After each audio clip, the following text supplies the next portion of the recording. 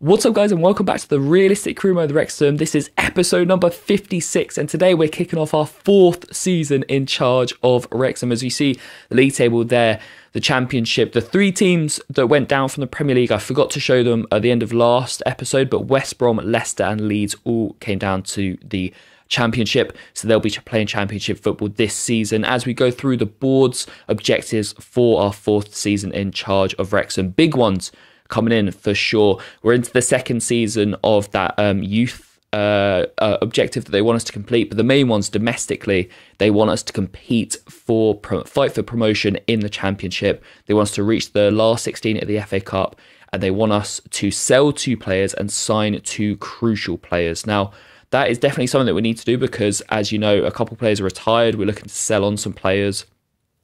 And defensively, for sure, we need a lot of outgoing. So I'm definitely going to be looking in bringing in some crucial players.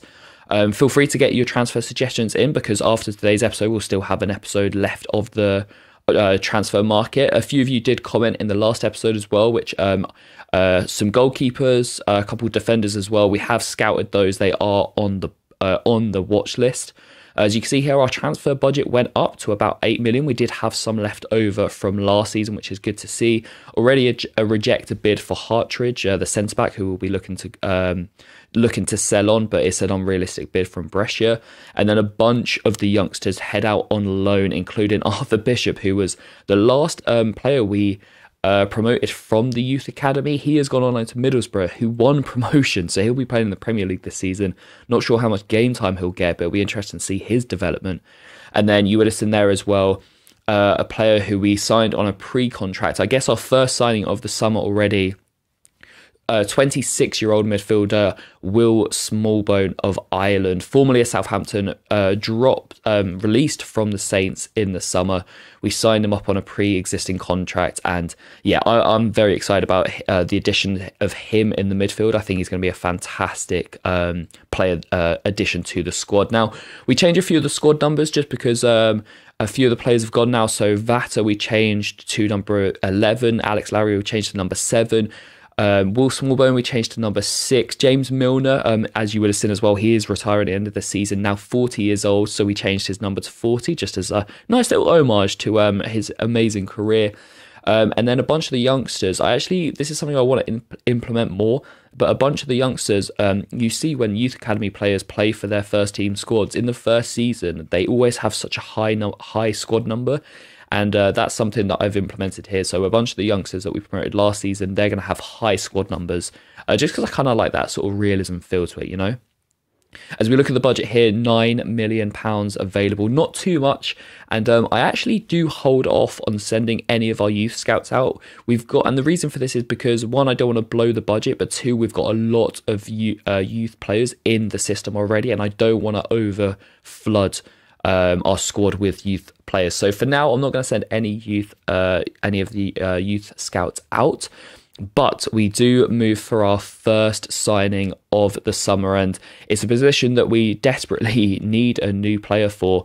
Cyrus Christie has retired, and Ryan Barnett we've now released at right back, so we only have Mason Guest to play in that position.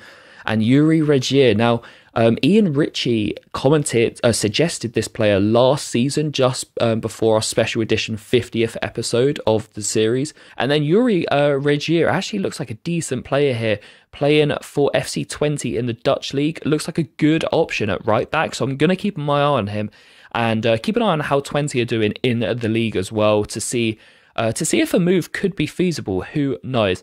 Now, he looked like a really promising young right back, 22 years old now, 73 rated, playing at FC20.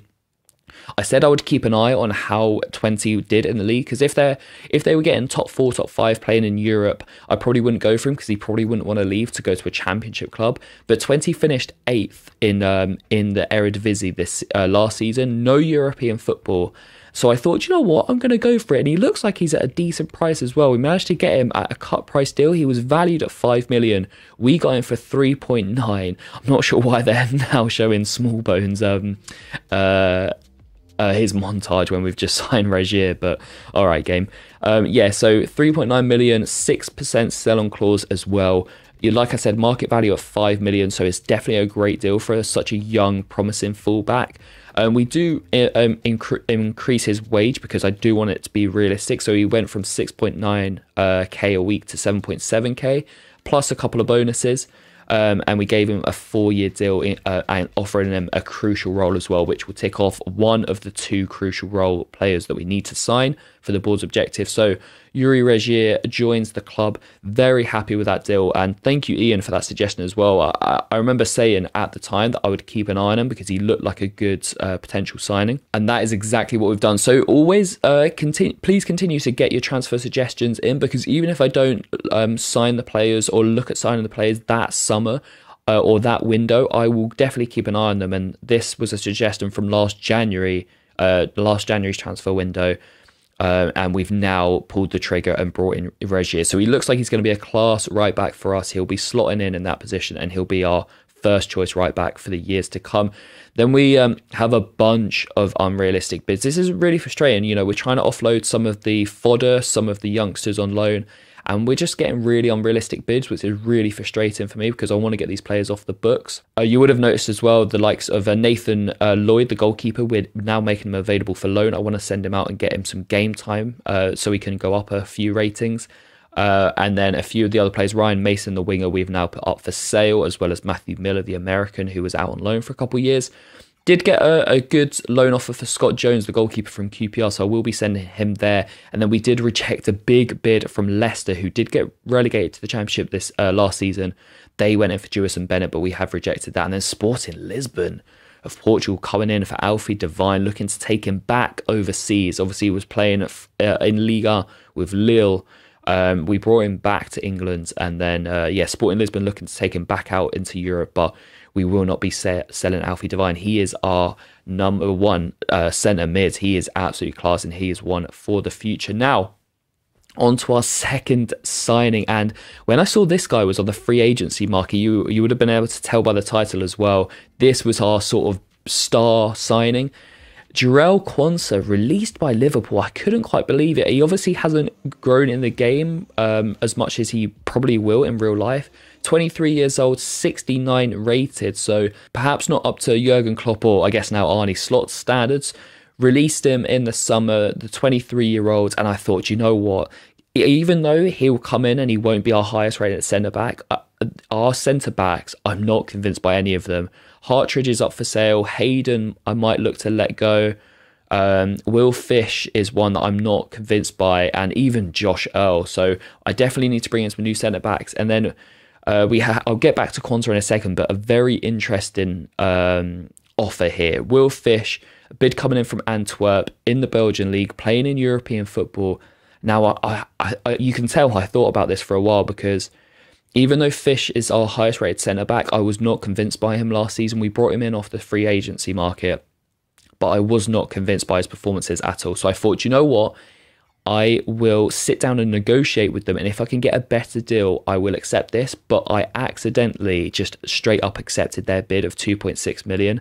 I was gutted. As soon as I pressed A, I was like, oh my God, what have I done? Because I think I could have got maybe 3+ million for him.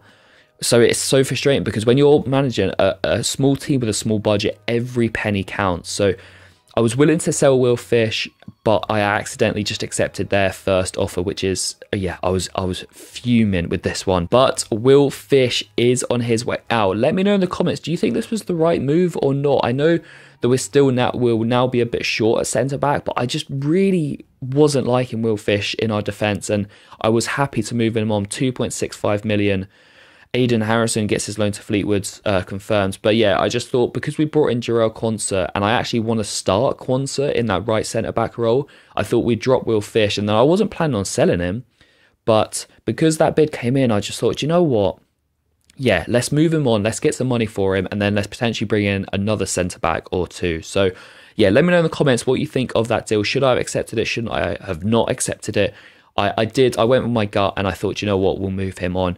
An interesting offer from Elche here coming in. Las Palmas coming in for Rocco Vata, offering 6.4 million plus a interesting German cam. We did reject that bid though. Rocco Vata is one of our key players and he will be this season. Luton came in for Luke Chambers, did reject that bid because, you know, as you guys commented, you think Luke Chambers should be starting at left back ahead of Jacob Mendy this season. And I might implement that. First couple of games, I might start Luke Chambers in at left back ahead of Mendy and see how he gets on. But yeah, just quickly going back to the Jarell Quansah deal. I was looking at a few centre-backs. I actually looked at Courtney House, who is much older, but was 74 rated, and he was a free agent. I thought he could have been a good pickup. He got signed, so I thought, you know what, I'm going to pull the trigger on Jarell Quansah, and I'm gonna sign him up to the team, because I think, despite him only being 69 rated, I feel like he has a lot of potential, and I think he could definitely grow.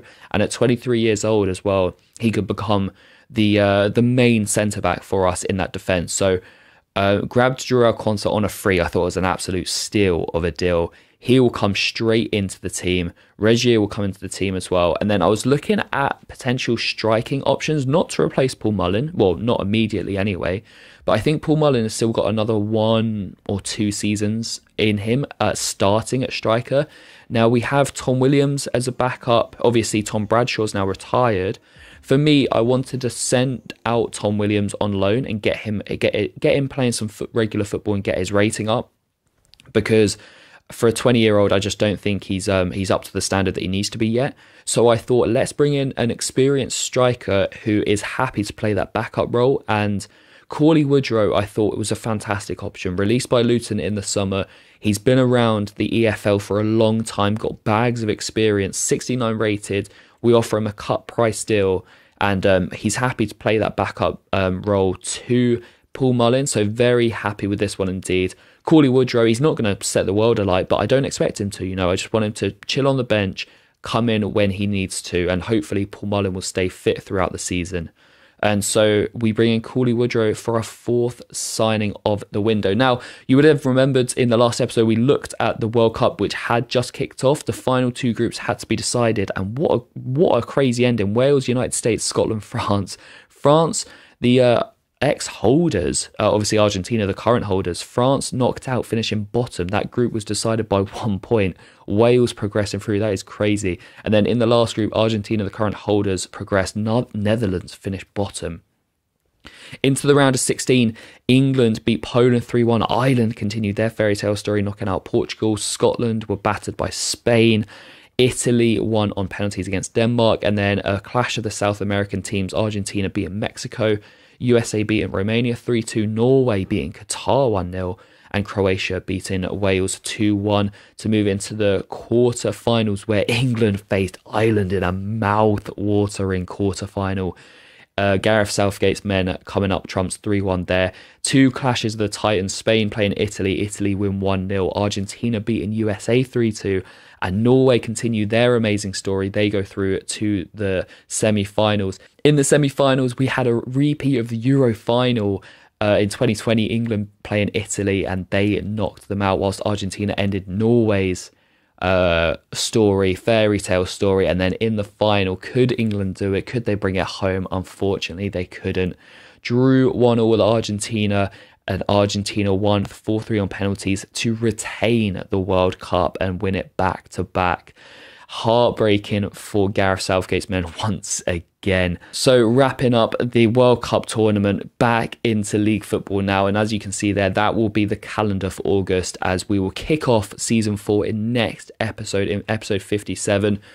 But that's it for today's episode, episode 56. Leave a like on the video if you're enjoying this series. Sub to the channel if you haven't already. Make sure to comment those transfer suggestions. Always looking for new transfer targets and potential future signings. Let me know in the comments what you think of our signings so far. Will Smallbone, Yuri Regier, Jarell Quansah and Cauley Woodrow.